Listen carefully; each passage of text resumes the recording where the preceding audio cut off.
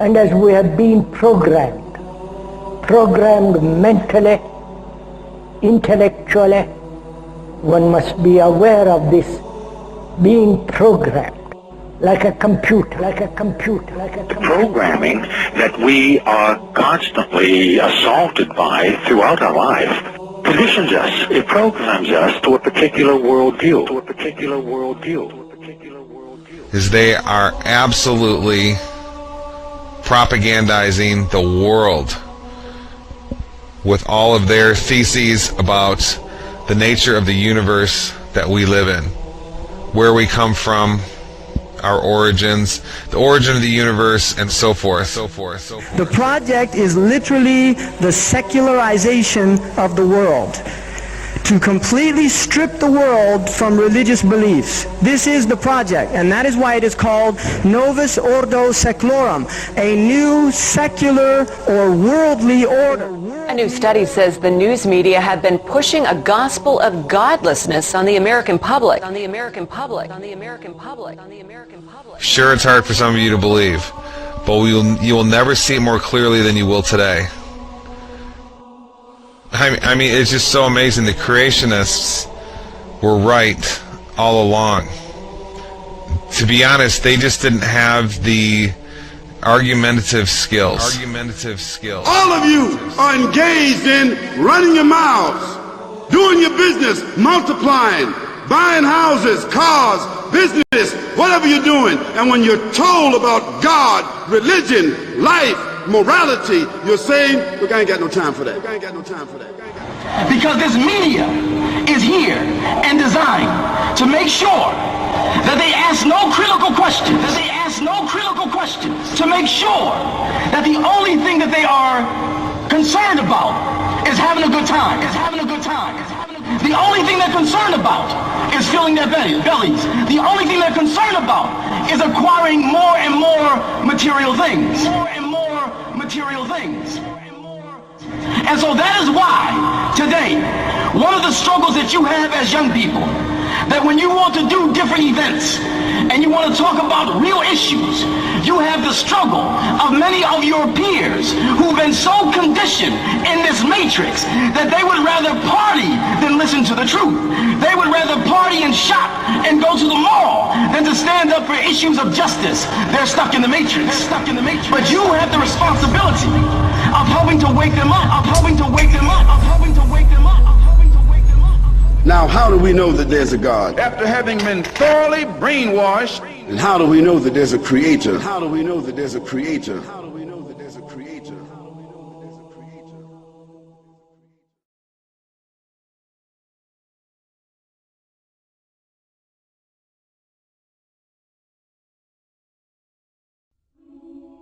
About 15 billion years ago, there were no stars in the sky. There wasn't even a sky. All that existed was the primordial fireball.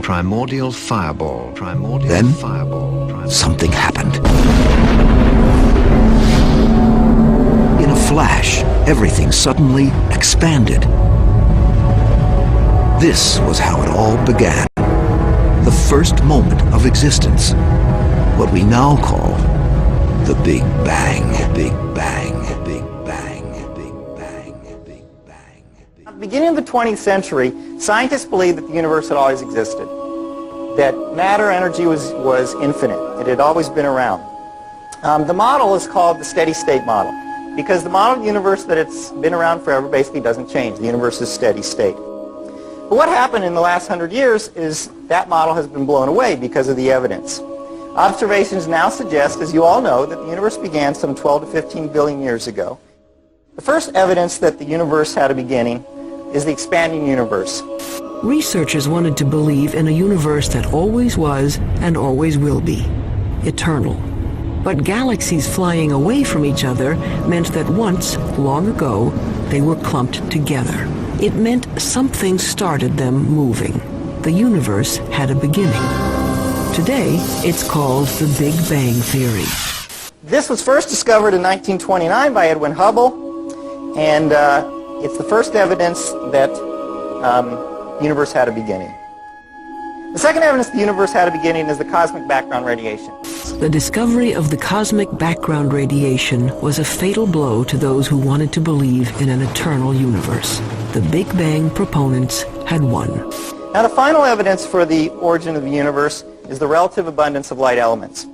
It's very clear now that the universe had an origin, and scientists have become to accept this. In fact, the equations of general relativity that Einstein developed had an origin of the universe. When Einstein developed his equations of general relativity, they showed that there should be an expansion of the universe and an origin, and Einstein didn't like that. He added something called a cosmological constant, which he later realized was not there. When we saw that the universe was expanding, that there really was an origin, he threw out the cosmological constant. He said that that was the biggest mistake of his scientific career, was introducing that. But when this Big Bang model was first proposed in the early part of the 20th century, it was received with great skepticism by the scientific community. Because the scientific community knew that the Big Bang opened up the possibility of having a beginning and a creator and someone who began it.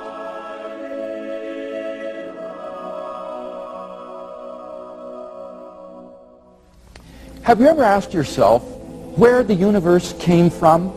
Why everything exists instead of just nothing? Typically, atheists have said that the universe is just eternal and uncaused. For example, Bertrand Russell, the famous atheist on a radio program, he said the universe is just there and that's all. But the astrophysical evidence indicates that the universe began to exist in a great explosion called the Big Bang 15 billion years ago. Most laymen do not appreciate that not only were all matter and energy created in that event, but physical space and time themselves. This is of utmost importance, for it implies, as the Cambridge astronomer Fred Hoyle points out, that the Big Bang theory requires the creation of the universe from nothing. Now, this tends to be very awkward for the atheist. For as Anthony Kenny of Oxford University urges, a proponent of the Big Bang theory, at least if he is an atheist, must believe that the universe came from nothing and by nothing. But surely that doesn't make sense.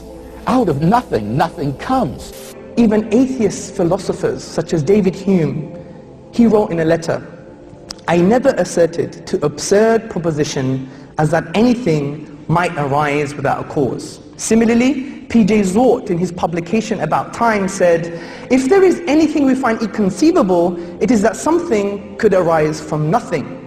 So where did the universe come from? Why does the universe exist instead of just nothing? There must have been a cause which brought the universe into being. We can summarize our argument thus far as follows. Premise 1.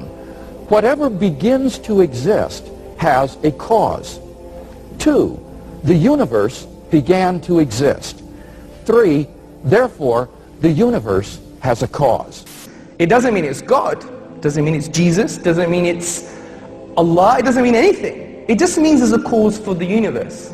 So we ask another question, what is the nature of this cause? And the nature of this cause, upon conceptual analysis, which means critical thinking about this cause, we come to some startling conclusions.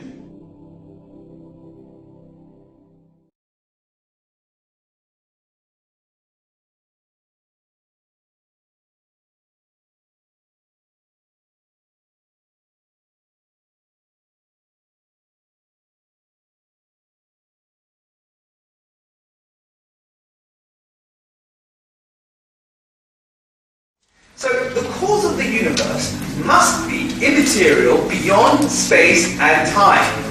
Beyond space and time. Now there are only two things that can fit in this category. The first, abstract objects, and the second, an embodied mind. So we're faced with two worldviews. One starts in the beginning with mass energy, the particles, and everything is derivative, including information. The other says the exact opposite, So in the first worldview, mass energy is primary and mind is derivative.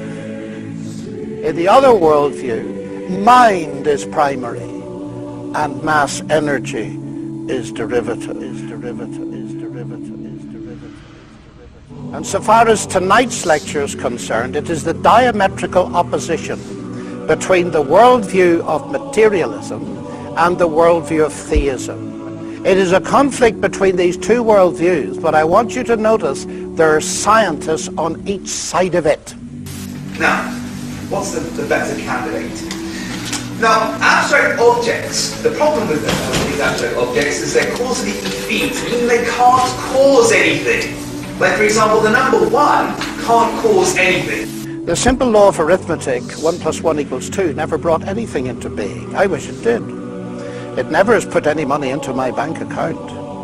If I put £1,000 into the bank today and later another £1,000, the laws of arithmetic will rationally explain how it is that I now have £2,000 in the bank. But if I never put any money into the bank myself and simply leave it to the laws of arithmetic to bring money into being, I shall be permanently bankrupt. C.S. Lewis, with usual brilliance, grasped this years ago. The laws of nature produce no events. They state the pattern to which every event, if only it can be induced to happen, must conform. Just as the rules of arithmetic state the pattern to which all transactions with money must conform, if only you can get a hold of any money. Thus, in one sense, the laws of nature cover the whole field of space and time. In another, what they leave out is precisely the whole real universe. The incessant torrent of actual events, which makes up true history, that must come from somewhere else. To think the laws can produce it is like thinking that you can create real money by simply doing sums. For every law says in the last resort, if you have A, then you will get B. But first catch your A. The laws will not do it for you. Now, scientists love developing theories involving mathematical laws to describe natural phenomena, which enable them to make predictions, and they've done it with spectacular success. But most are aware, I think, that on their own the theories and laws that they find cannot create anything, let alone a universe. Yet Hawking seems to think they did. Professor Stephen Hawking says that modern science has established there was no need for God in the creation of the universe. In a new book, Hawking suggests that a theoretical framework known as M-theory can explain how the Big Bang was an inevitable consequence of the laws of physics. According to him, it is the laws of physics, not the will of God, that provide the real explanation as to how the universe came into being. The Big Bang, he argues, was the inevitable consequence of these laws. I quote, "Because there is a law such as gravity, the universe can and will create itself from nothing." Now, a supernatural being, or God, is an agent who does something. Dismissing such an agent, Hawking ascribes creative power to physical law. But physical law is not an agent. Hawking, it seems to me, is making a classical category mistake by confusing two entirely different kinds of entity: physical law and personal agency. Our physical laws are a description, usually mathematical, of what normally happens under certain given conditions. This is surely obvious from the very first example that Hawking gives in his book. The sun rises in the east. But this law does not create the sun, nor the planet Earth with east and west. It is descriptive and predictive, but not creative.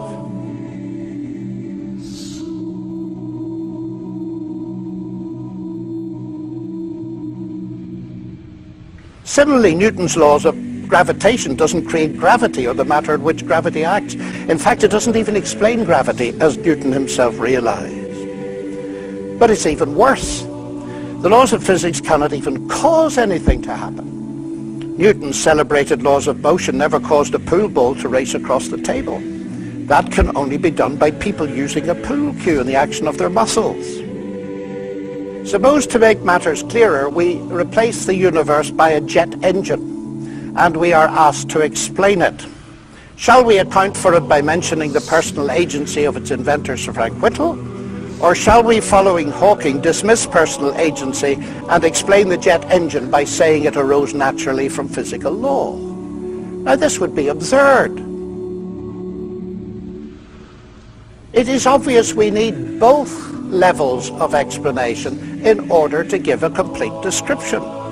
It is also obvious that the scientific explanation neither conflicts nor competes with the agent explanation. They complement one another. It is the same with explanations of the universe. God does not conflict or compete with the laws of physics as an explanation. God is actually the ground of all explanation, in the sense that he is the ultimate cause in the first place of there being a world for the laws of physics to describe. Now, there's more to this, because the laws of physics can explain how the jet engine works, but not how it came to exist in the first place. Jet engine needed the intelligence and creative engineering work of Whittle.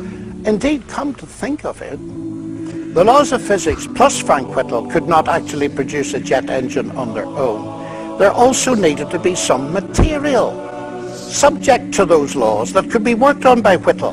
Matter, ladies and gentlemen, may be humble stuff, but it is not produced by laws.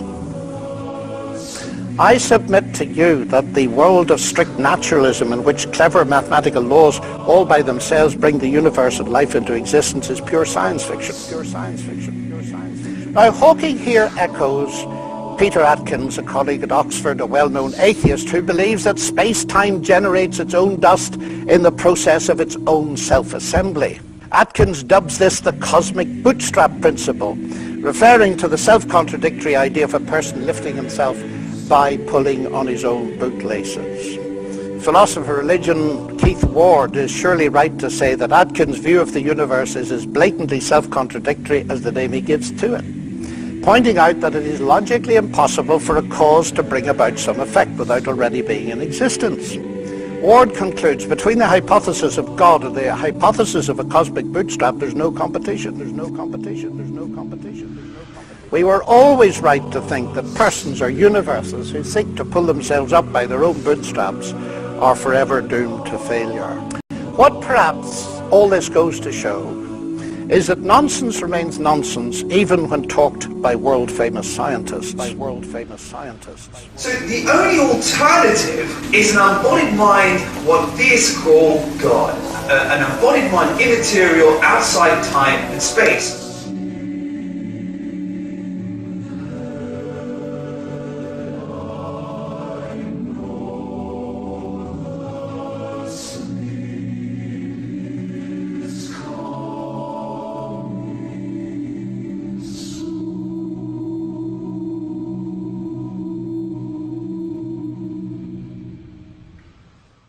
So there's a God. Then you have to say, but sorry, where did God come from? It's not a question I hear often answered. In order to recognize that an explanation is the best, you don't have to have an explanation of the explanation. In order to recognize that an explanation is the best, you don't have to be able to explain the explanation.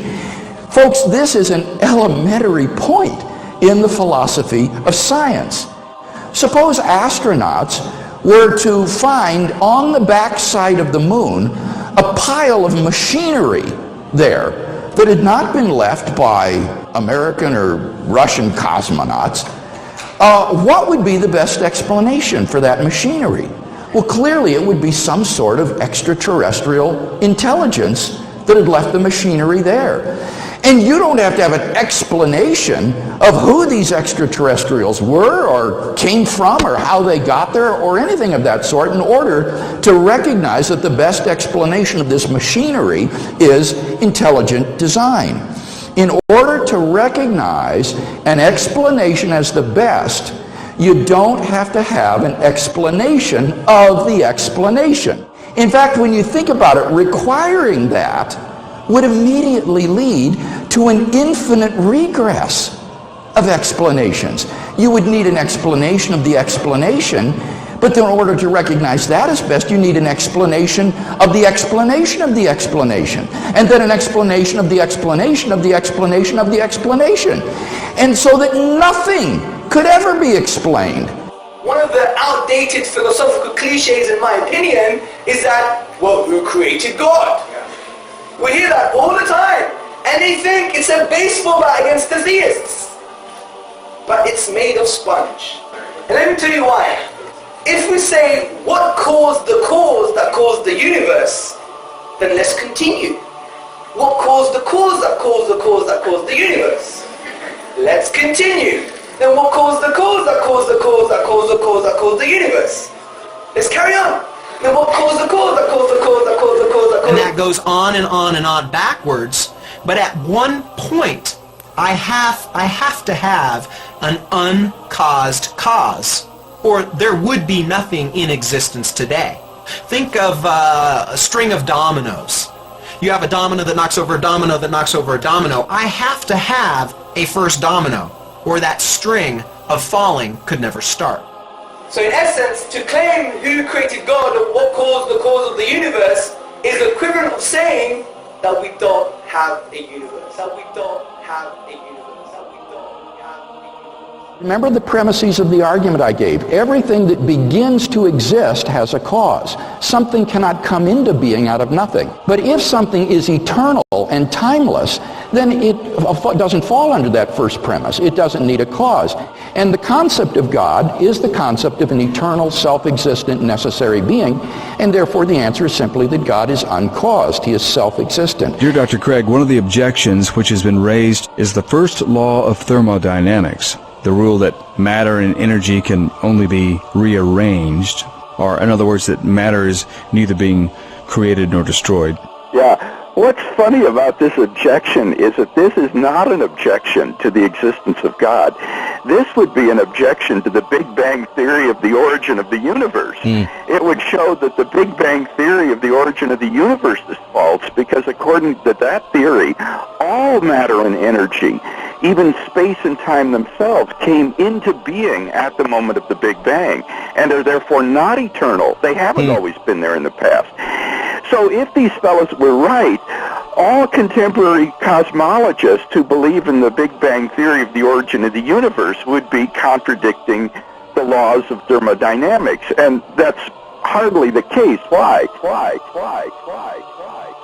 Well, because the laws of thermodynamics, in particular the law of the conservation of matter and energy, only applies once the universe comes into being. It applies at every moment, at every time, and every point in the universe. But it doesn't apply to the origin of the universe itself. And that's why cosmologists don't consider that the law of conservation of energy and mass is violated by the Big Bang theory of the origin of the universe.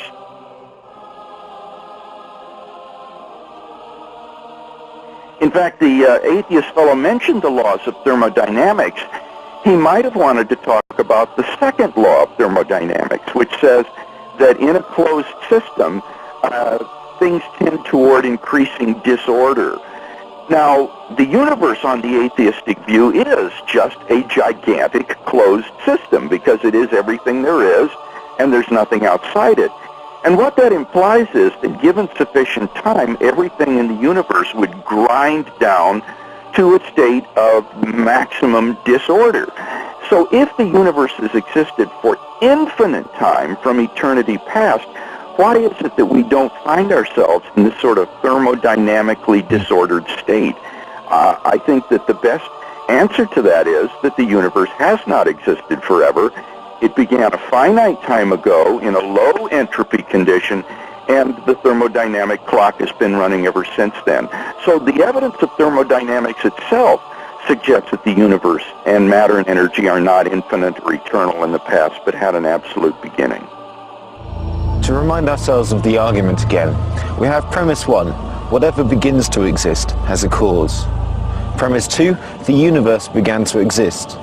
And from that we draw the conclusion that the universe had a cause. The universe had a cause. The universe had a cause. So we ask another question, what is the nature of this cause? And the nature of this cause, upon conceptual analysis, which means critical thinking about this cause, we come to some startling conclusions. This cause must be one. The reason for this is because if we use the philosophical principle Occam's razor, which posits that we do not multiply entities beyond necessity, then we conclude it must be one. This cause must be uncaused, as we have already discussed the absurdity of an infinite regress of events, similarly with causes. This cause must be immaterial, because it created the sum of all matter, which is the universe itself. Significantly, brothers, sisters and friends, this cause must be personal. The reason I'm saying this is how else can an eternal cause bring into an existence a finite effect, the universe that had a beginning in time? It must have chosen the universe to come into existence, and choice indicates a will, and a will indicates a personality. So, we have concluded the traditional view on God, that a transcendental, immaterial, uncaused, eternal being exists. Being exists. Being exists.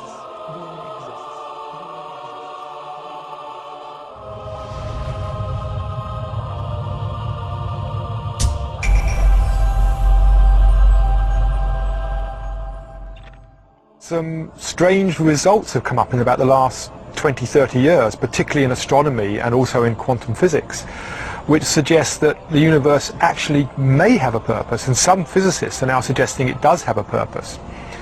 And this has come out of some findings about some of the fundamental numbers in atomic physics.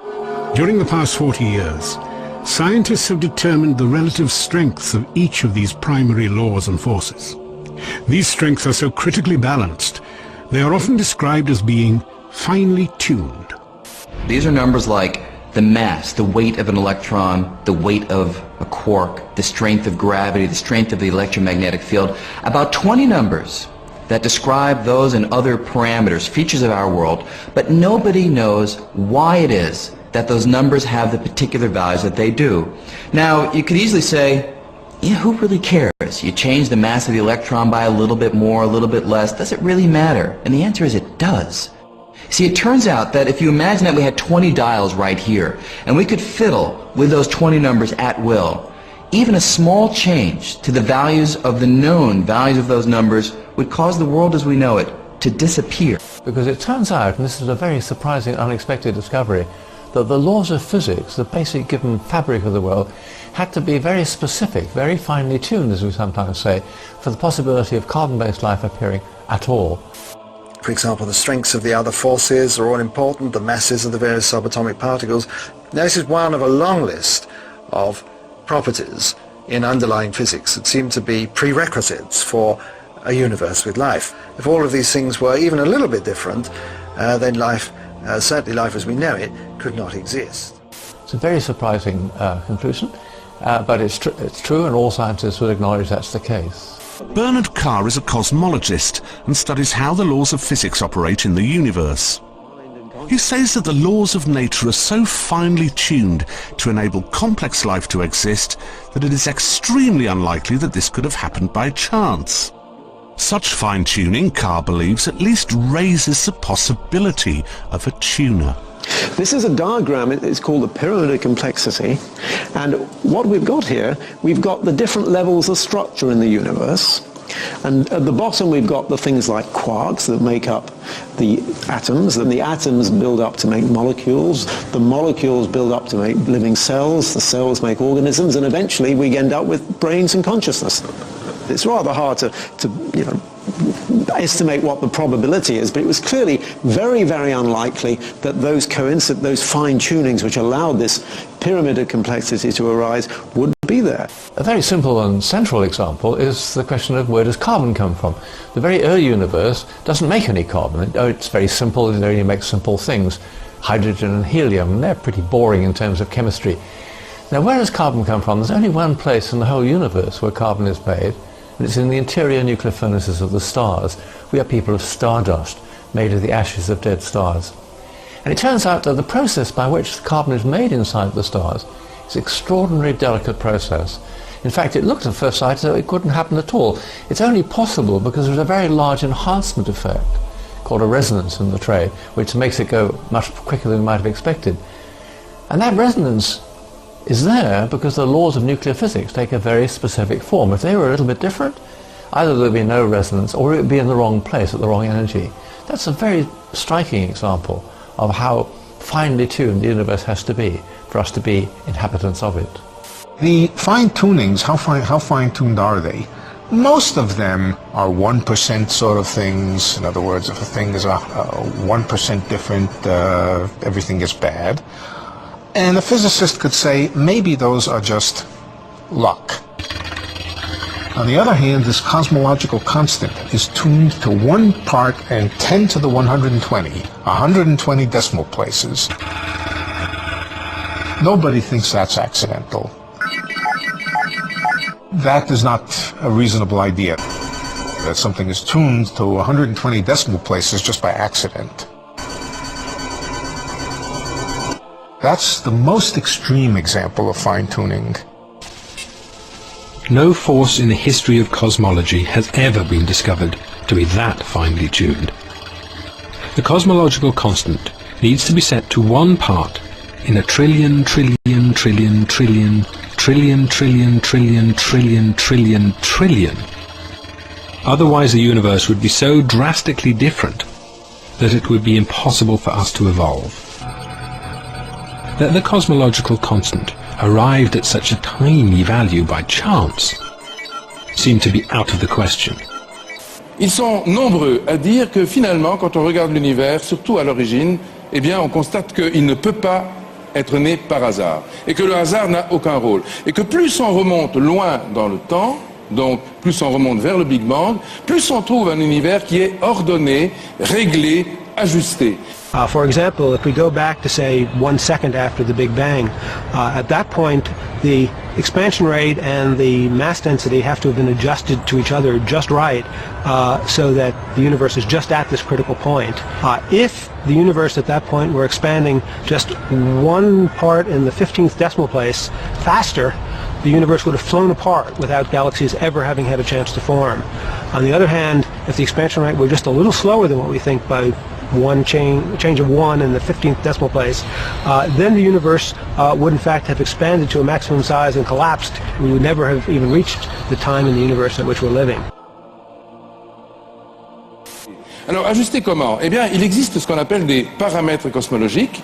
Ce sont des grandes constantes, la constante de la vitesse de la lumière, par exemple, qui fait 300 000 km à la seconde, 7 fois donc le tour de la Terre en 1 seconde. Il y a la constante de gravitation. Ce sont des chiffres, des données chiffrées, avec un zéro, une virgule, et puis parfois des dizaines de décimales derrière la virgule. Eh bien, si on changeait simplement une seule de ces décimales sur une seule de ces 20 constantes, l'univers ne pourrait pas apparaître. Eh bien ça signifie que le hasard n'a aucun rôle à jouer à l'origine de l'univers. How did this come about, this rather terrific luck? Of course, one of the first explanations that comes to mind is that there was a tuner or a creator, or if you like, God. And obviously for people of a theological disposition, the idea that the fine-tuning is evidence of God, of course, is wonderful.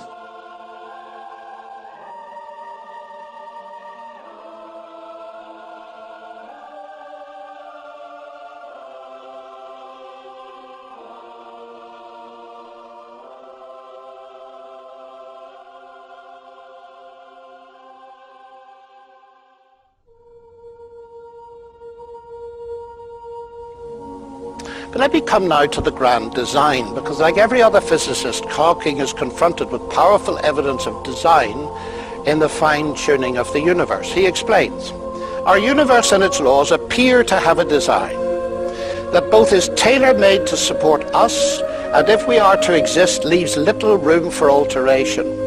That is not easily explained and raises the natural question of why it is that way.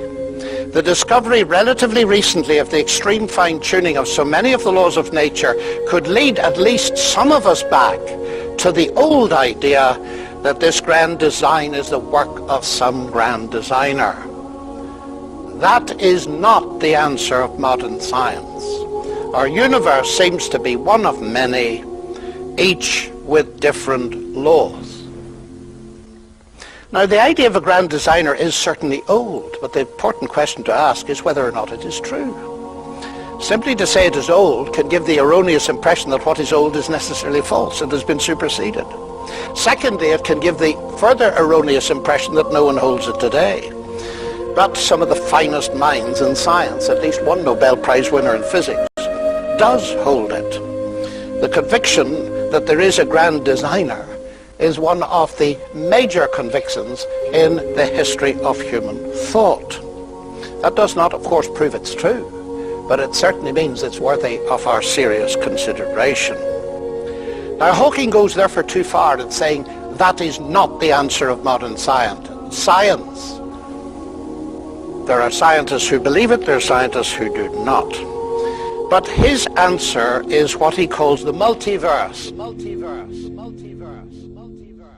And that is the idea that there are several many-world scenarios and many universes, some suggest infinitely many, whatever that means. That anything that can happen will happen in some universe, so it's not surprising that at least one universe is like ours.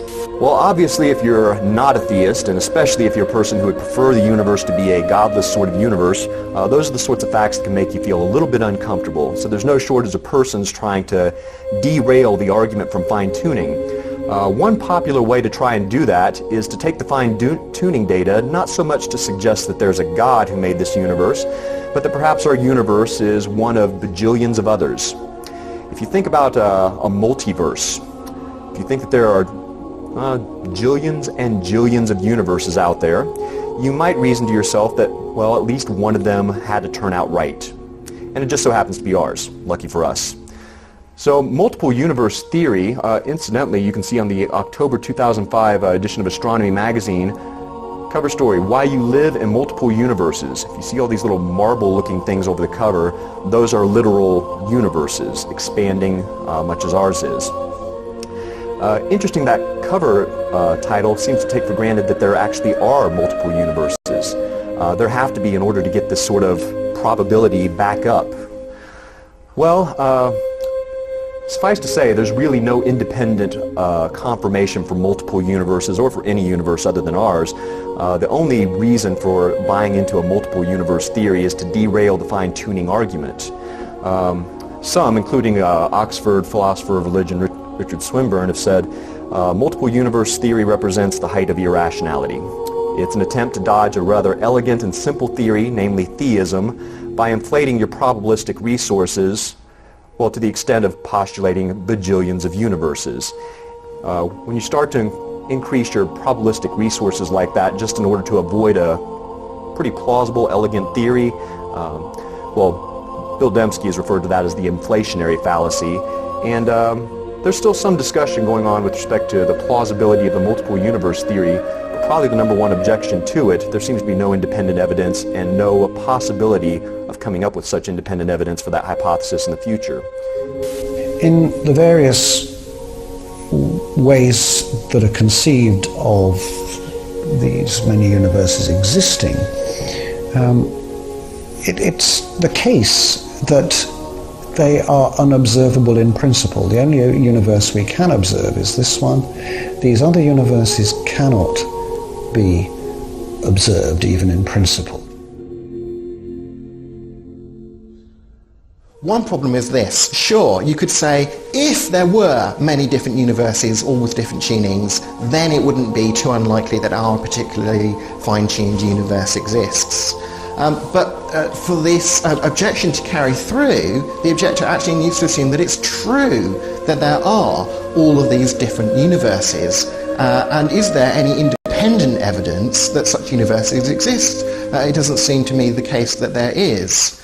I mean, sure, if you had enough monkeys typing at enough typewriters, then they could produce the works of William Shakespeare just by luck. But nobody looks at the work of William Shakespeare and goes, there must be a lot of monkeys with typewriters somewhere. In the absence of independent evidence that there is a whole typing pool of monkeys working away, everyone knows that the most rational explanation of the specified complexity of a text like Shakespeare's work is that there was a single designer who produced it intentionally. And the same thing goes for our universe. So now we come to the second set of false alternatives, God or the multiverse. But as leading philosophers have pointed out, from a theoretical perspective, why shouldn't God be responsible for the multiverse? The notion that there is a multiverse does not per se exclude a creator. Hawking doesn't seem to mention this at all. But with the multiverse, Hawking moves out beyond science into the realm of philosophy, whose death he has announced rather prematurely.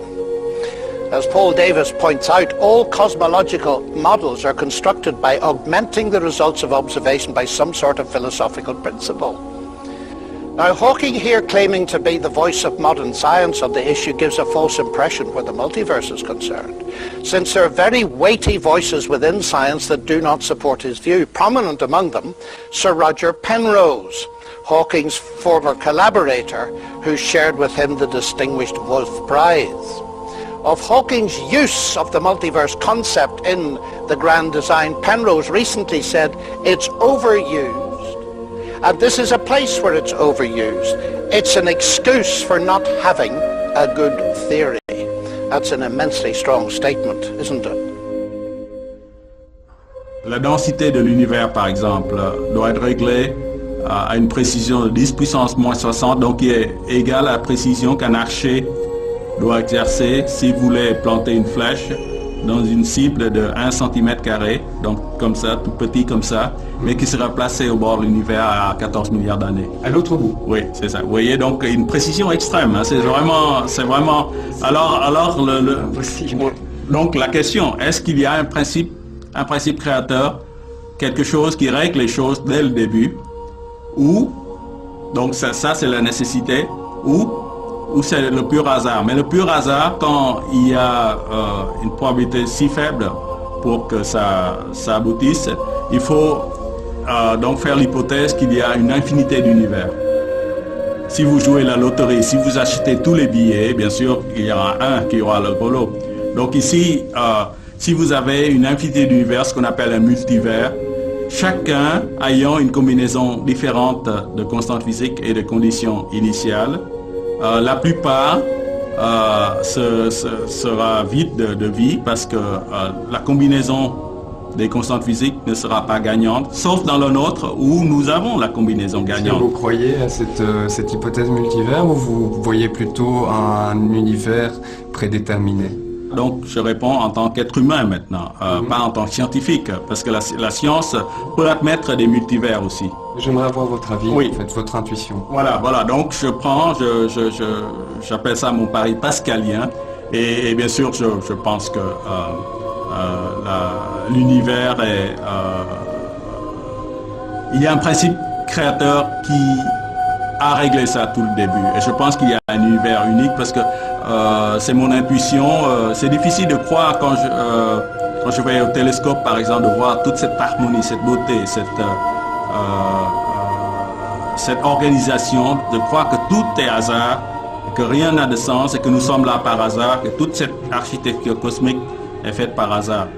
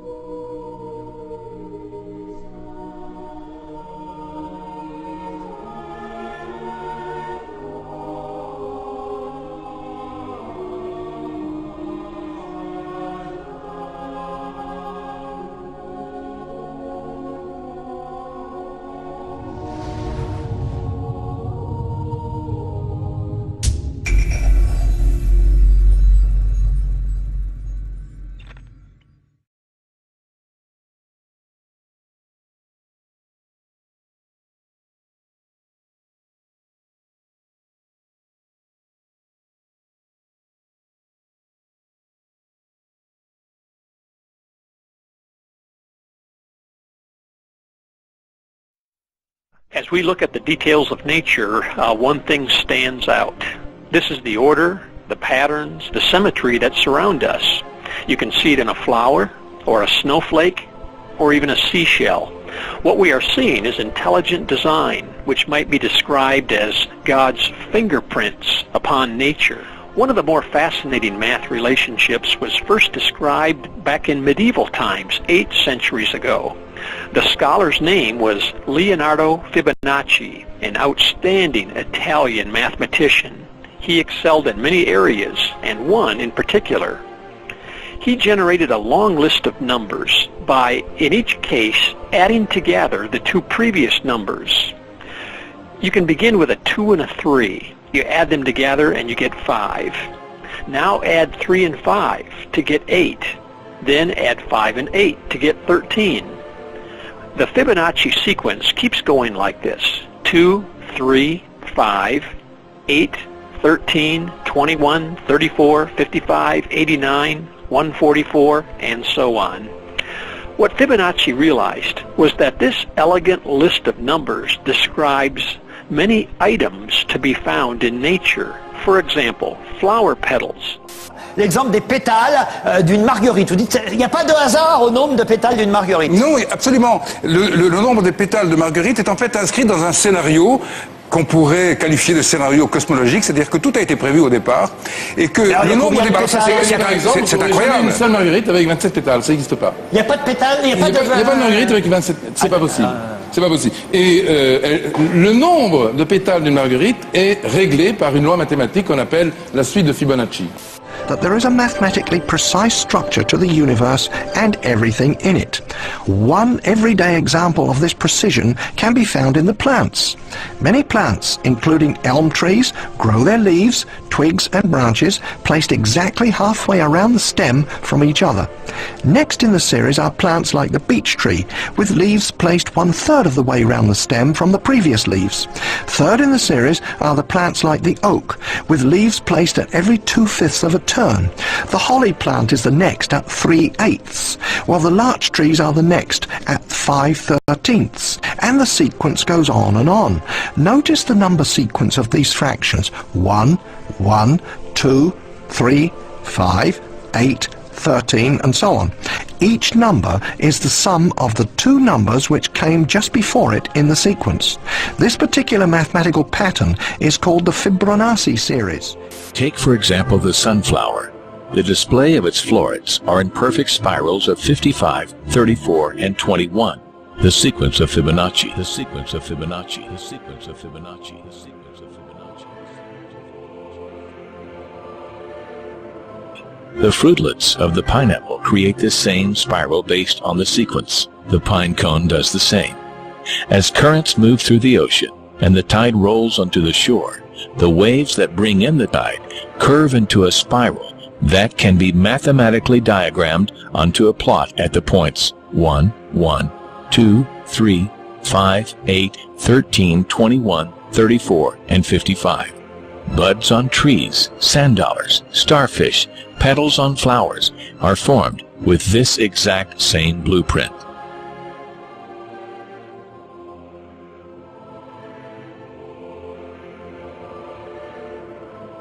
This blueprint can be seen around us on a small scale every day, but the greatest example of all is directly above our heads. At an average of 100,000 light years across, even the spiral of the galaxies above us are formed with the exact design. This sequence, or blueprint, appears to be the trademark of a designer, a proof of a creator. Also known as the golden mean, the divine proportion is a mathematical formulation exhibited in everything from the double helix of DNA. The DNA molecule, the code for life, is made up of 2 intertwining spirals. We find the 0.618 ratio between the helix's width and cycle length. To the form of the human body itself. Do something like measure the distance from the floor to your navel, and then from your navel to your head. If you're well proportioned, the ratio should be 1 to 1.618, and that ratio is seen all over the beautiful body.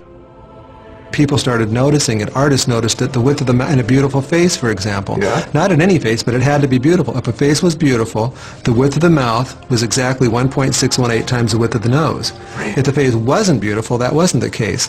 Dentists, in their dental work, noticed that the upper front tooth was 1.618 times as wide as the next tooth over, the lateral incisor. Oh. So the central incisor was 1.618 times the width of the lateral incisor, the next tooth over. Wonderful. Give me some more examples. Your fingers, your fingers are each called phalanges, and each bone of the finger is called a phalanx. And the phalanx that's the closest to your knuckle here is 1.618 times the phalanx that's in the middle, and that's 1.618 times the length of the phalanx at the end, which is your fingernail. So that was kind of amazing. This number would come up over and over again. Then we find the Fibonacci ratio in heart muscles, in bronchial tube branching, even in the electrical potential of neurons, and as Roger Penrose pointed out, even in the arrangement of the brain's microtubules. As we scan our universe, from the tiny flower to the awe-inspiring galaxy, we see the fingerprint of God. We see the fingerprint of God. We see the fingerprint of God.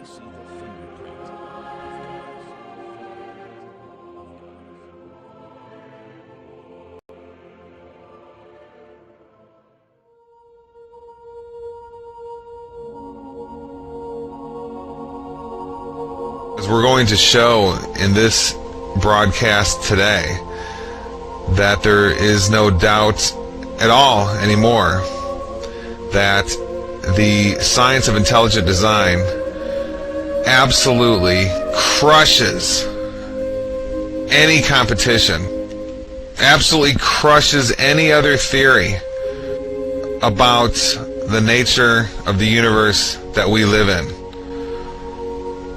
It's over. There is simply no contest. The preeminent theory, model, science of reality from this point forward, I declare on this show, is the science of intelligent design. The science of intelligent design. And the absolute proof, I mean absolute, I'm using a strong word there, proof, is going to be given to you today in just a minute here. I just can't even believe it, to be honest. Discoveries like what I'm about to discuss to you just never cease to amaze me. For many reasons, that it's all covered, nobody knows, it's covered up. And, well, since I was taught growing up that the world was basically a random universe, to find out such hardcore, distinct verification that that's a lie just never ceases to amaze me. So here's the information.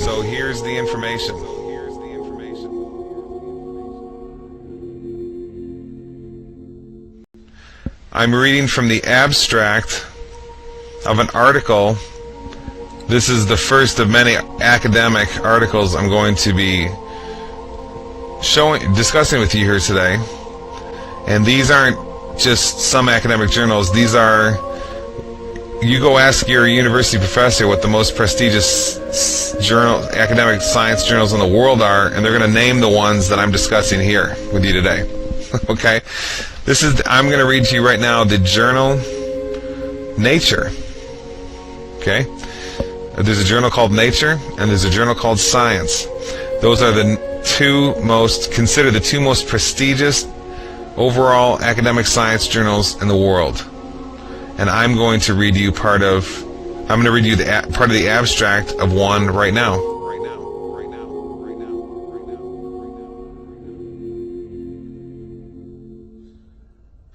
Let me just read. Okay, this is the journal Nature, number 454, pages 362 to 363. March 18, 2010, but put online March 17, 2010. This is by a fellow named Ian Affleck, who teaches apparently in the Department of Physics and Astronomy at the University of British Columbia. Listen to the title of this article. Solid State Physics. Golden Ratio Seen in Magnet. Okay? Okay, so let's go through this Science Daily article. It's ScienceDaily.com. This was released on January 7, 2010. Title of the article, Golden Ratio Discovered in Quantum World. Hidden Symmetry Observed for the First Time in Solid State Matter. Let's find out what that means. Let's read here. Researchers from Helmholtz Zentrum Berlin, and it's some German words, in cooperation with colleagues from Oxford and Bristol universities, as well as the Rutherford Appleton Laboratory, United Kingdom, have for the first time observed a nanoscale symmetry hidden in solid state matter. Okay, did you catch that? This is the first time any symmetry of any sort has been observed in the nanoscale, okay, the quantum scale. Remember, quantum physics is the study of the base level energies of nature. Okay, the smallest building blocks that make up everything, little pieces of energy, like the electron or the muon or the quark. Okay, so specifically, what was found in this study was that chains of atoms lined up together form what's sort of like a string, and it resonates a frequency or pitch. What do you know? The pitch is in the ratio of 1.618, the golden ratio. Let me just read this paragraph to you. It says Science Daily, again, January 7, 2010, golden ratio discovered in quantum world. By turning the system and artificially introducing more quantum uncertainty, the researchers observed that the chains of atoms acts like a nanotech guitar string. Dr. Radu Koldia from Oxford University, who is the principal author of the paper and drove the international project from its inception a decade ago until the present, explains, here the tension comes from the interaction between spins, causing them to magnetically resonate.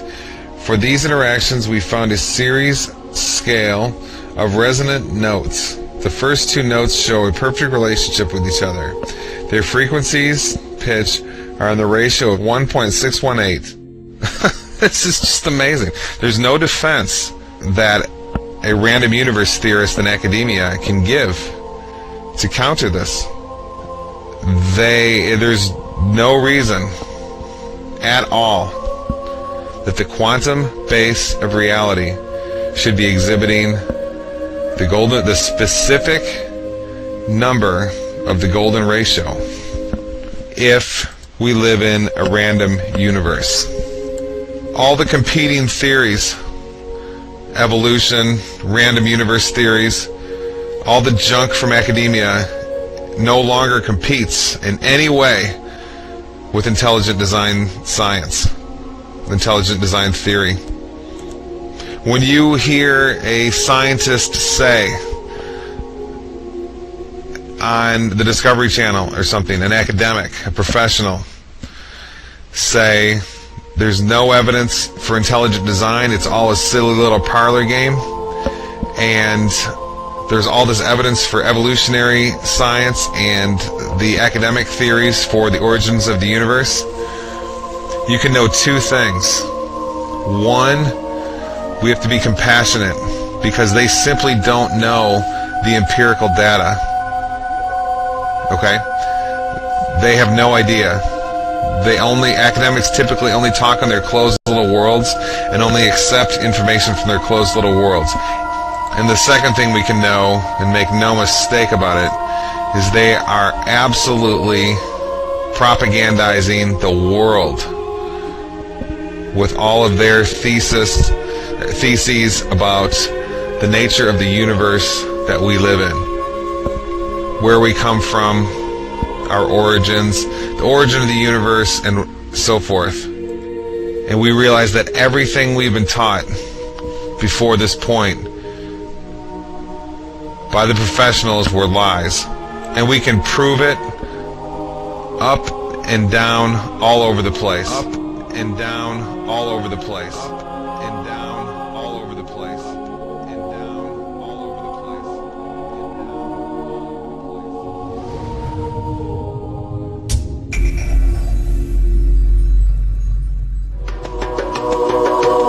The theory of evolution that was advanced in the 19th century denies this evident fact of creation.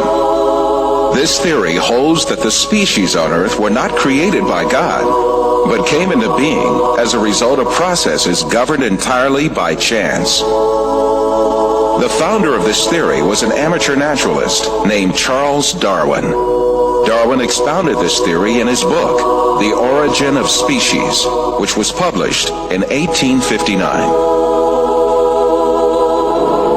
Darwin's book was an instant success, but its popularity was due more to the ideological implications of the book rather than its scientific worth. Darwin's ideas provided considerable support for the materialistic philosophy, which denied the existence of God. The founder of dialectical materialism, Karl Marx, dedicated his book Das Kapital to Darwin and wrote on the cover, "To Charles Darwin, from a devoted admirer."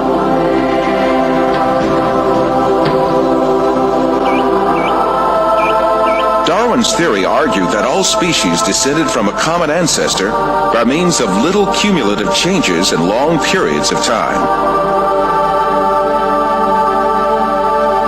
Darwin could advance no sound evidence to prove this claim.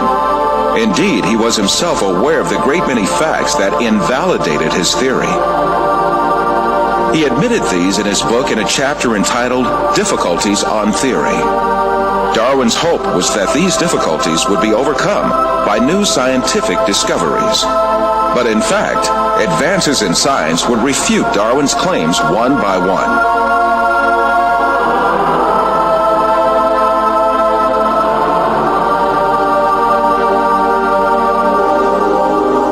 Darwin proposed that all species evolved successively from a common ancestor.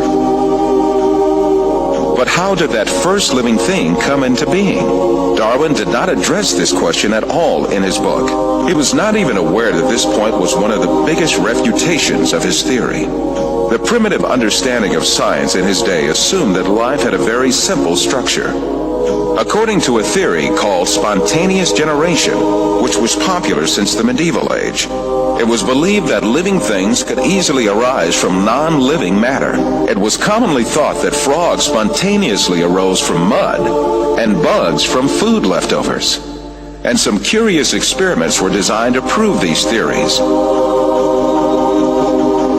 A handful of wheat was left on a rag, and mice were expected to arise from the mixture. The maggots on meat were also taken as evidence that life could generate from non-living matter.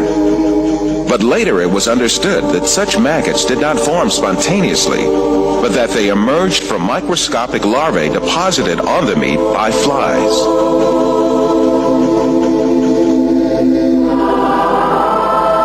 And in Darwin's time, the belief that microbes could emanate easily from non-living materials was very common. But 5 years after the publication of The Origin of Species, the famous French biologist Louis Pasteur scientifically refuted these myths that laid ground for evolution. After lengthy studies and several experiments, the famous French biologist Louis Pasteur refuted the foundation that lays ground for the theory of evolution. Can matter organize itself? No. Today there is no circumstance known under which one could affirm that microscopic beings have come into the world without parents resembling themselves. The first evolutionist to take up the issue of the origin of life in the 20th century was the Russian biologist Alexander Oparin. His aim was to explain how the first living cell, the alleged common ancestor of all living beings according to the theory of evolution, could emerge. In the 1930s, Oparin formulated a number of theories to show how the first living cell could arise from inanimate matter by chance. However, his efforts ended in failure, and Oparin himself had to confess. Unfortunately, the origin of the cell remains a question that is actually the murkiest aspect of the whole theory of evolution.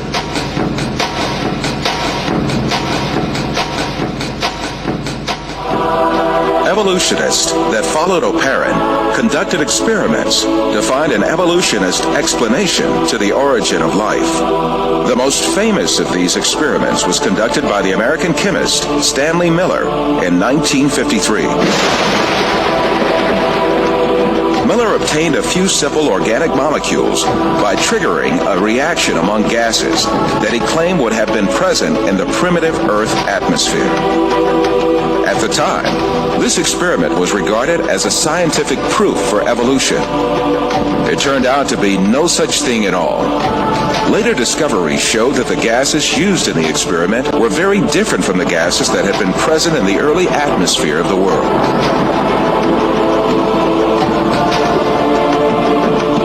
Miller himself eventually admitted to the invalidity of his experiment.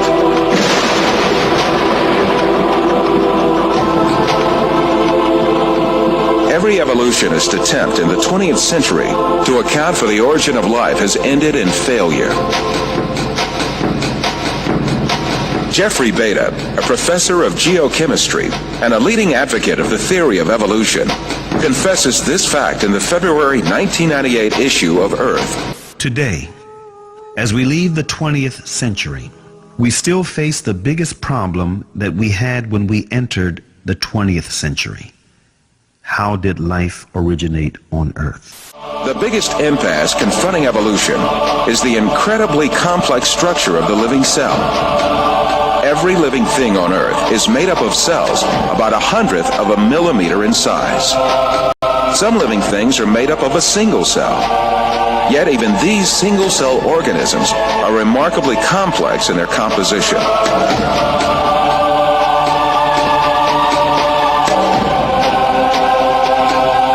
They have complicated functions to survive, and even little motors to move. In Darwin's time, this complex structure of the cell was unknown. With the primitive microscopes of those days, cells appeared to be little more than featureless stains.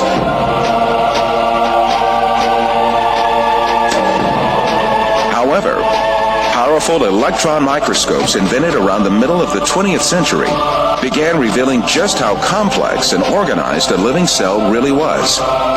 They laid bare a complexity and organization that could not be a product of chance. A living cell is comprised of thousands of tiny parts that work in harmony. To make a comparison, within the cell, there are power stations, high-tech factories, a complex data bank, huge storage systems, advanced refineries, and a seemingly conscious cell membrane that controls what enters and leaves the cell. In order for the cell to survive, all of these organelles have to exist at the same time. It is impossible that such an intricate and complex system could have emerged as a result of coincidences. So there's a big question, if you're just kind of trying to assess how likely is it that we'd find a protein by chance with all the amino acids in that prebiotic soup interacting with each other for, say, billions of years. And I give it a lot of time. How likely is it that we'd ever get a protein to arise by chance? So I have a colleague who's been interested in the whole question of whether or not life could arise by chance for a long time. His name is Doug Axe. He's a molecular biologist. He did his PhD at Caltech. He worked for 14 years at Cambridge University, and he wanted to find out how common or how rare are the functional sequences of amino acids among the big space of all the possible amino acids there are. And he came up with a really amazing number. And it's 10 to the 74 power. So just to get the amino acid sequence properly, you've got an odds of about 1 in 10 to the 74. But there's other probabilistic hurdles that have to be overcome. If you want to build a protein, we know from chemistry that you have to attach the amino acids together with what's called a peptide bond. In nature, peptide bonds occur with about a 1 in 2 in a 1 in 2 frequency. Half the bonds that form between amino acids are peptide bonds, half aren't. But if you get any bonds forming that aren't peptide bonds, you can't form a protein.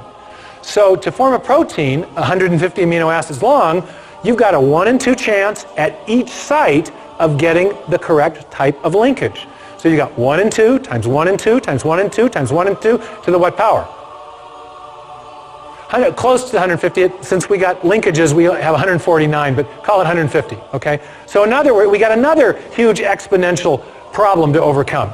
So, and it turns out that 1 in 2 to the 150 is the same number as 10 to the 45th, 1 in 10 to the 45.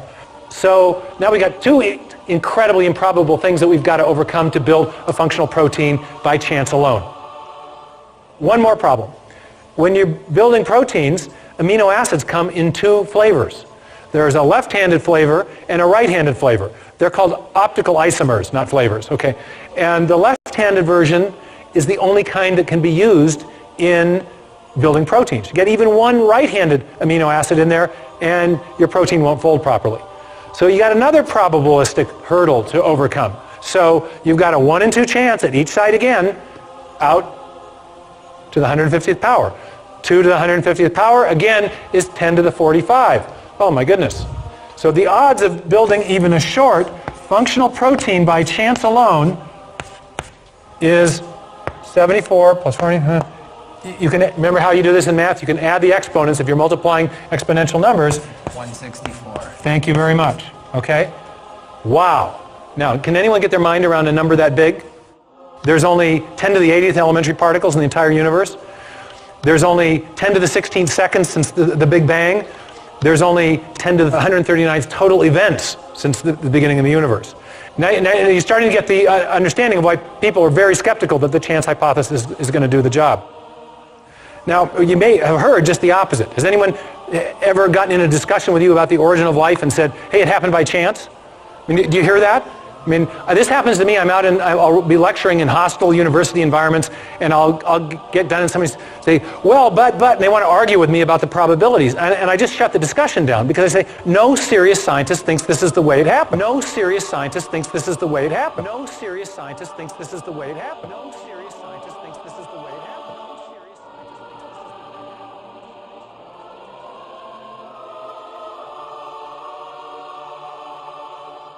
Modern biochemistry has also revealed the unimaginably complex design of the DNA molecule.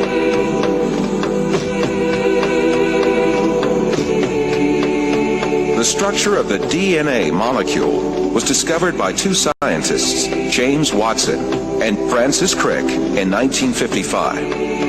Their discovery demonstrated that life was much more complex than anyone had previously envisioned. Himself a confirmed evolutionist, Francis Crick, who received a Nobel Prize for this discovery, came to confess that a structure like DNA could never have emerged by chance. Professor Anthony Flew of England and Reading University is the world's foremost academic atheist over the last 50 years and the author of more than 30 books.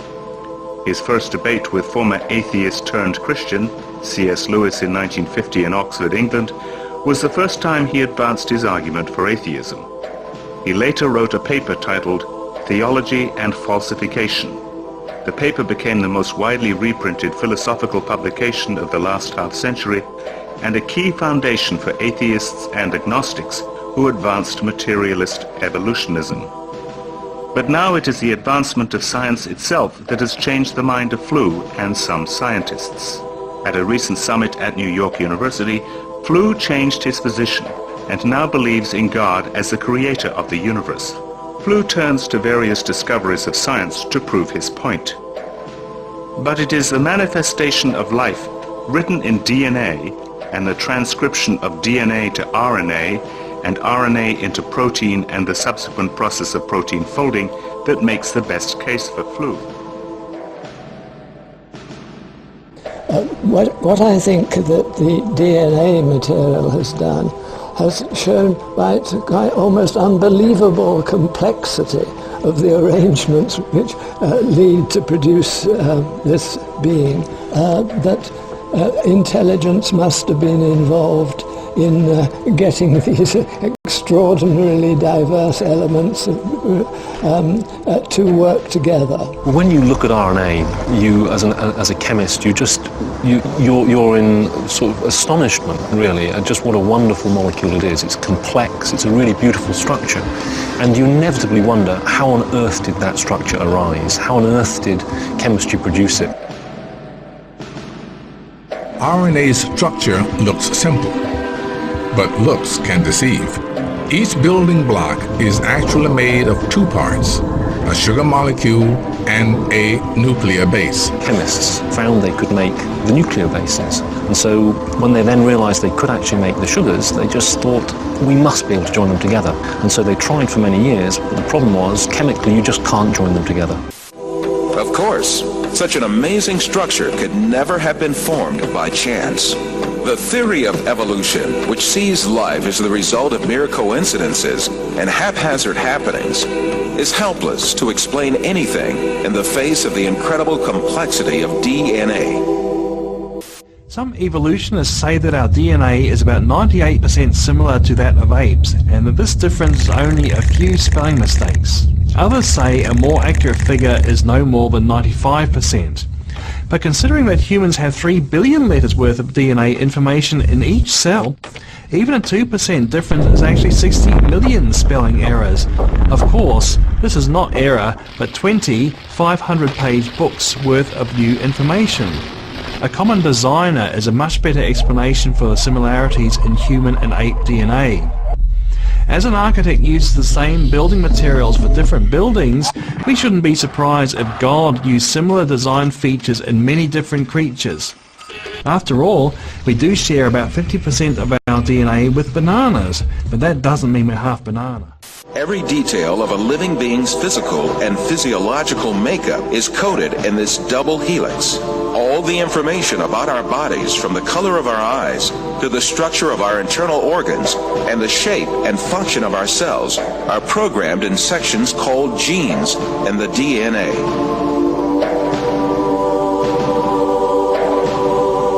The DNA code is made up of the sequence of 4 different bases. If we think of each one of these bases as a letter, DNA can be likened to a databank made up of an alphabet of 4 letters. All the information about a living thing is stored in this databank. If you found an ancient clay tablet with strange characters washed up on the shore, you couldn't read it, unless someone had cracked the code. But you'd still know the letters represented a language, even if you didn't know anything else about the author or his civilization. Language is recognizable, even if you can't read it. Take Morse code. It has 3 basic parts: dots, dashes, and spaces. These 3 simple parts are combined to represent letters. There are 26 letters in the English language, which are combined to form over 400,000 words. Those words can, of course, be combined into an infinite number of sequences or sentences. There is evidence that DNA represents a language. 4 basic units, called nucleotides, combine into a code for 20 amino acids. From those few amino acids, the body forms more than 100,000 proteins. Even if you can't read DNA, it still has all the hallmarks of language, a language that biologists are just now beginning to crack. Every tiny cell in our body is packed with 3 feet of DNA, 3 billion nucleotides. The similarity between DNA and human language is uncanny. In addition to codes, both use similar techniques to pack, access, rearrange, copy, and translate information. DNA seems to represent a language, the language of life. An unseen author, the creator of heaven and earth, has left a testimony of his existence in the DNA of every living thing. The information that is stored in the DNA molecule is pointing back to a designing intelligence. Now, why do I say that? It has to do with what we know about the cause and effect structure of the world. Our local hero in Seattle, Bill Gates, says that DNA is like a software program, only much more complex than any we've ever created. And that's a very suggestive remark, because we know that programs always come from programmers. And in fact, we know generally that information, whether it's in a computer program or a hieroglyphic inscription or in a headline in a newspaper or a block of text in a book, information always comes from an intelligent source. So when we find information in the DNA molecule, the most logical thing to conclude is that it too had an intelligent source. Due to this primitive level of science at the time, the imaginary scenarios of the theory of evolution were not looked upon as odd at all. Darwin's theses had a great impact on the scientific circles of his day. However, Darwin was still distressed. In the chapter Difficulties on Theory, he wrote, "If it could be demonstrated that any complex organ existed which could not possibly have been formed by numerous successive slight modifications, my theory would absolutely break down." As far as I'm concerned, I'm here to tell you, Michael, this morning, and Jason, evolution is dead. Long live the creator. I'll tell you why, and I'm saying science says that as a scientist. Evolution is dead because there's such thing as the minimal gene set concept. They've taken a mycoplasma, smallest organism, Mycoplasma genitalium, which is the smallest organism that is known to exist, has 468 genes. A gene is a mix of proteins, right? A list of, so it can be 1,000, can be 10,000 amino acids. Okay, there are 486, and they've decided since year 2000, they've said, let's try to reduce it. Because we have to start, if you're going to be an evolutionist, you have to start with 0 genes and build up if you're going to go from hydrogen to human. And so, somewhere along the way, they said, well, let's take it down. In the year 2000, they published that even on paper, they couldn't go below 200 genes. On the 6th of January 2006 in Nature, they published that in reality, you could only go down to 397 genes.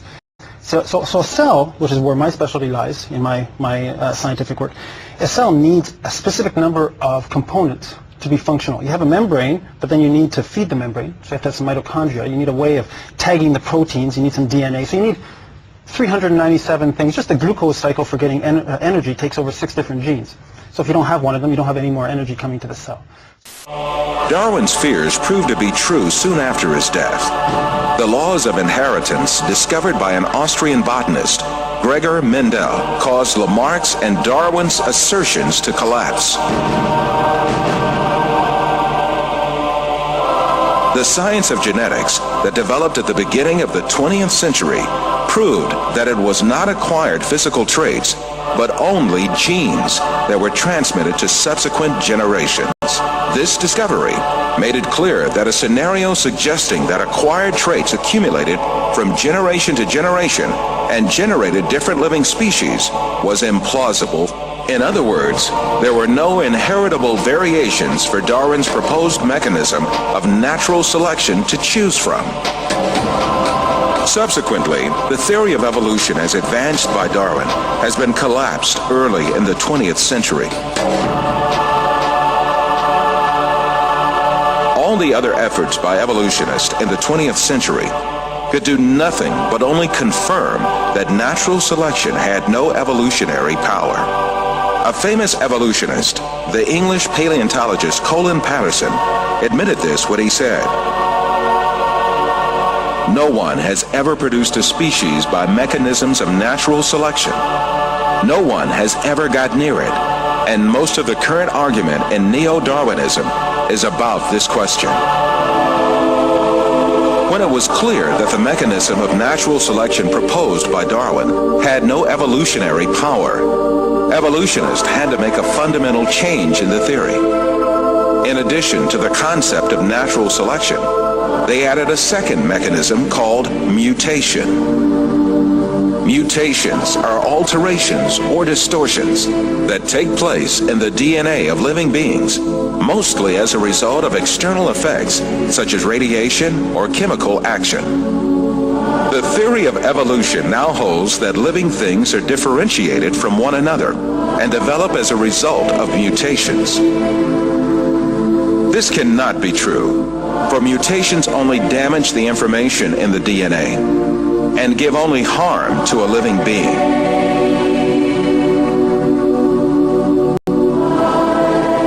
No beneficial mutation has yet been observed either in nature or in laboratories. Since mutations do not add new genetic information, it is impossible for living beings to acquire new organs through mutations. Is new information being generated? That's what evolutionists have to come up with. Right. They have to have a mechanism that generates new, never before existing genetic information that can build all these bigger and better structures. Right. That supposedly never existed before. Right. Right. Never before existing information. Back when there was only a single cell that gave rise to all the diversity of life, there wasn't information for skin and hair and heart and a brain and so on. Right. So you have to generate it somehow, according to evolution. Right. Now, Dr. Werner Gitt is an information specialist. Since we're talking about information, we'll go to an information specialist. He wrote a book called In the Beginning Was Information that you and I both love. And in his book he says this: a code system is always the result of a mental process. It requires an intelligent origin or inventor. It should be emphasized that matter as such is unable to generate any code. All experiences indicate that a thinking being voluntarily exercising his own free will, cognition, and creativity is required. He goes on to say, there is no known law of nature, no known process, and no known sequence of events which can cause information to originate by itself in matter. Right. This is why Professor Richard Dawkins, one of the most renowned advocates of the theory of evolution of our day, hesitates when he is asked to give a single example that increases the genetic information. Professor Dawkins, can you give an example of a genetic mutation or an evolutionary process which can be seen to increase the information in the genome?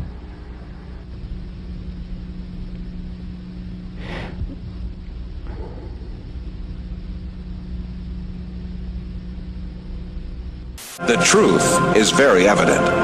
Life has such a complex design that can never come about by chance. And I suppose it's possible that you might find evidence for that if you look at the details of biochemistry, molecular biology. You might find a signature of some sort of designer. Wait a second. Richard Dawkins thought intelligent design might be a legitimate pursuit? Richard Dawkins is his name. Arguably the world's most famous atheist. I don't know how you would test for that, but maybe we'll ask him. So, right off the bat, what's wrong with, in your opinion, with believing in a God, regardless of who the God is? I think it's false. I think that it's a matter of belief without evidence. And I suppose it's possible that you might find evidence for that if you look at the details of biochemistry, molecular biology. You might find a signature of some sort of designer. Wait a second. Richard Dawkins thought intelligent design might be a legitimate pursuit? And that designer could well be a higher intelligence from elsewhere in the universe. In the 20th century, the theory of evolution was refuted not only by molecular biology, but also by paleontology, that is, fossil science. A second proof usually offered is the fossil record. According to most biology textbooks, fossils show the gradual development of life from simple to complex over hundreds of millions of years. But a growing number of scientists say that this textbook story is incomplete and even misleading, because it ignores an extraordinary event in the history of life known as the Cambrian explosion. The oldest stratum of the Earth in which fossils of living creatures have been found is that of the Cambrian, which has an estimated age of 500 to 530 million years. In strata older than the Cambrian, no fossils of any creatures except a few unicellular organisms are to be seen. In the Cambrian period, however, many diverse species appear quite abruptly. More than 30 invertebrate species such as jellyfish, starfish, trilobites, and snails emerge all of a sudden. In Darwin's theory, if you think of the branching tree, Darwin's branching tree, the common ancestor down here and the different modern forms of animals up here, you would have one form to begin with, and then it would gradually diverge into slightly different forms and more different until you get the major differences that we see now. The problem with the Cambrian explosion is that all these major differences appear together at the same time, with no fossil evidence that they descended from this common ancestor. The article reported on cutting-edge research by Chinese scientist J.Y. Chen, an internationally respected paleontologist at the Nanjing Institute of Paleontology and Geology. Chen's discoveries in the fossil beds in Xinjiang, China, have rocked the scientific establishment. Located in the province of Yunnan in southern China, Xinjiang has some of the world's best preserved fossils from the Cambrian era. Darwinism helps them maybe only telling a part story for evolution. According to Chen, the fossils he's discovered turn Darwin's tree of life upside down.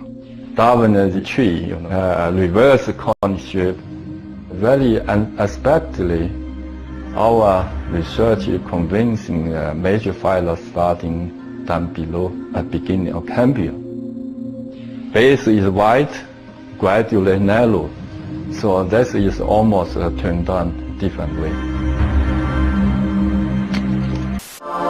This situation refutes the theory of evolution for sure, because Darwin wrote in The Origin of Species,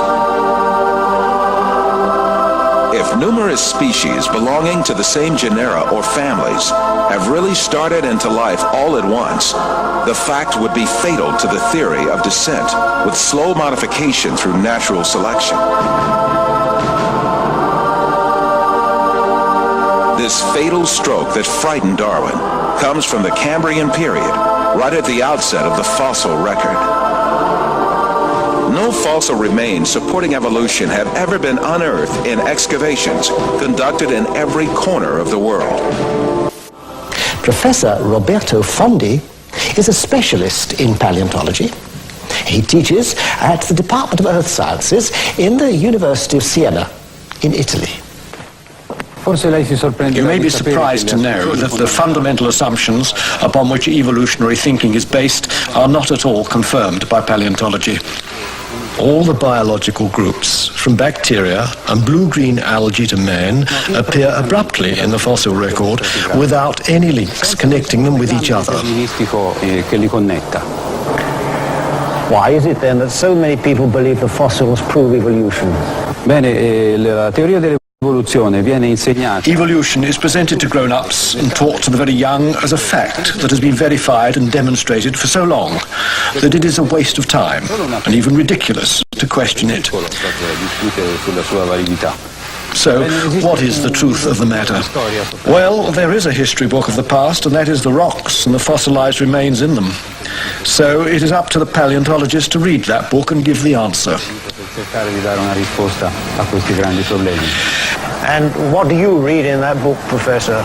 The fact is that after nearly 2 centuries of intense research, the paleontological evidence for evolutionary theory is not only rare, but highly questionable. The point is that if evolution had really happened, the evidence would be in great abundance and incontestable. The museums would be overflowing with fossils, clearly documenting the transitions between the various biological groups. Yet there are none. Moreover, there is no indication that the situation will change in the future. Those very few fossils which are claimed to show some kind of evolutionary link, such as the amphibians Ichthyostica and Simoria, the reptile Propenognathus, the bird Archaeopteryx, and the Australopithecine ape called Homo habilis, are very far from conclusive. Faced with these realities made clear by the fossil record, evolutionists directed all their attention to the claim that man evolved from ape-like creatures. 6,500 different ape species have lived so far, and the majority of them are extinct. The skulls of these extinct apes, both big and small, constituted a great resource for evolutionists on which to exercise their imaginations freely. Arranging the skulls of these extinct ape species from the smallest to the biggest, and adding some skulls of vanished human races to this series, evolutionists concocted the scenario of human evolution.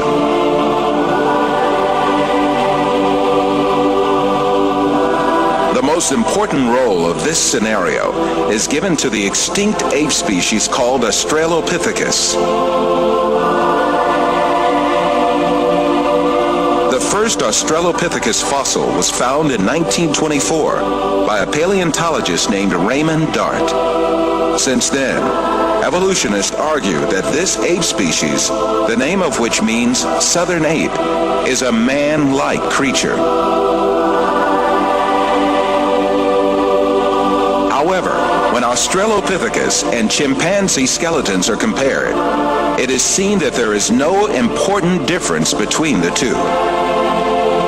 In the face of this fact, evolutionists hypothesized that Australopithecus walked upright on its 2 feet, differently from other apes. However, two world-renowned anatomists, Lord Solly Zuckerman and Professor Charles Oxnard, refuted this allegation. Simply put, Australopithecus, advanced as the ancestor of man by evolutionists, is merely an extinct ape species.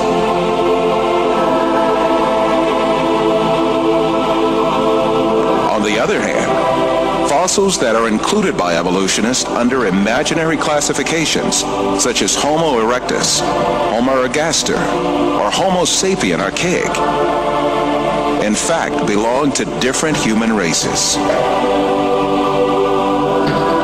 When these fossils are inspected, it is seen that their skeletons are essentially the same as those of people living today.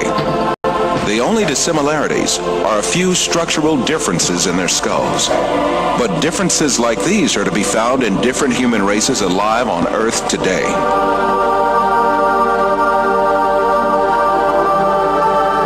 The famous evolutionist paleontologist Richard Leakey admits that the difference between the skulls classified as Homo erectus and those of modern men is only racial.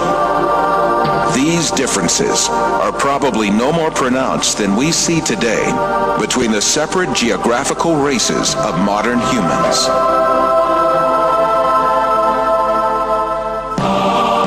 The only defense left to evolutionists against all these scientific facts is just one thing: propaganda.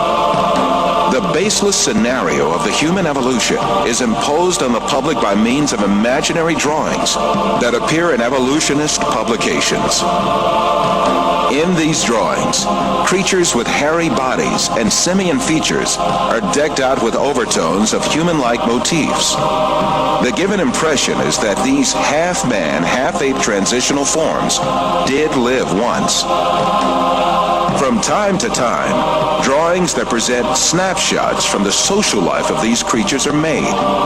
These misleading drawings are introduced in a particular sequence to engrave the scenario of the human evolution on the subconscious of society. Even in the most famous scientific publications, there frequently appear such window dressings called reconstructions and imaginary family tree drawings made by their inspiration.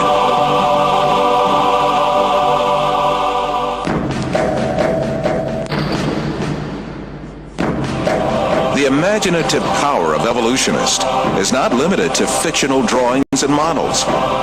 They go even further and shoot movies in which imaginary half-man, half-ape creatures act. However, all of these are pure deception. The only evidence at hand is generally nothing more than a few skull fragments or a tibia. The hair, skin, nose, ears, lips, or other facial features of a living being cannot be determined from its bone remains.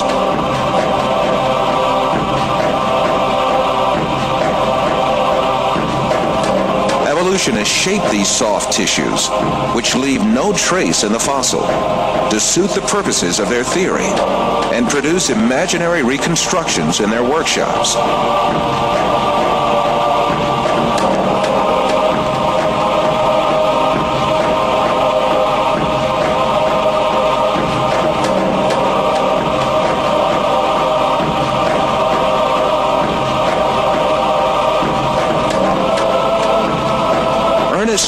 From Harvard University states that these drawings have no scientific value. You can, with equal facility, model on a Neanderthaloid skull the features of a chimpanzee or the lineaments of a philosopher. These alleged restorations of ancient types of man have very little, if any, scientific value and are likely only to mislead the public. Evolutionists go so far in this subject that they can even invent very different faces for the same skull.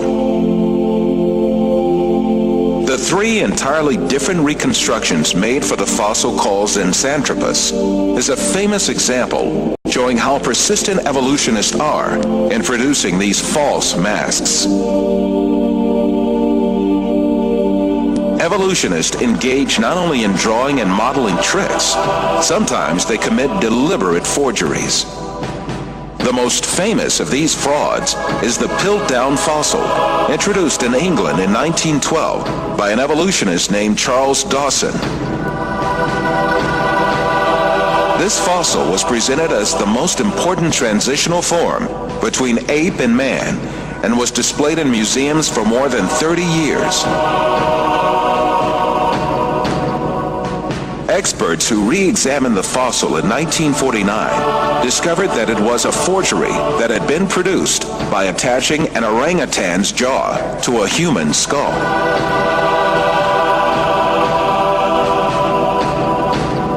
Another intermediate transitional form fabricated by evolutionists was the Nebraska man. This was cooked up in 1922 on the basis of a single fossil tooth. The evolutionists did not neglect to give it an ostentatious Latin name, Asparapithecus haroldcooki, or to make imaginary drawings related to it. It was soon revealed that the tooth that had been the source of inspiration for Nebraska Man, in fact, belonged to a wild pig. Many other fossil skulls have been presented as great evidence for evolution failed one by one. Neanderthal man was advanced as evidence in 1856, dismissed in 1960. Piltdown man was advanced as evidence in 1912, dismissed in 1953. Zensanthropus was advanced as evidence in 1959, dismissed in 1960. Ramapithecus was advanced as evidence in 1964, dismissed in 1979.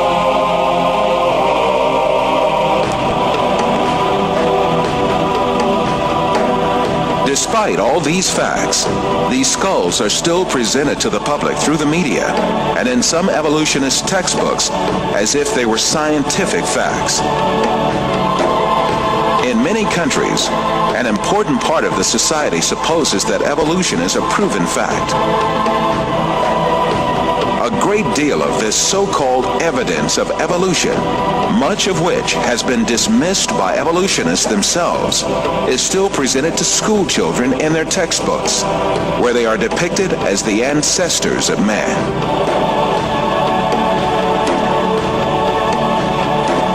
In fact, the truth that the evolutionists try so hard to deny and conceal is there for all to see. Species appeared all of a sudden and perfectly on the earth. That is, they were created.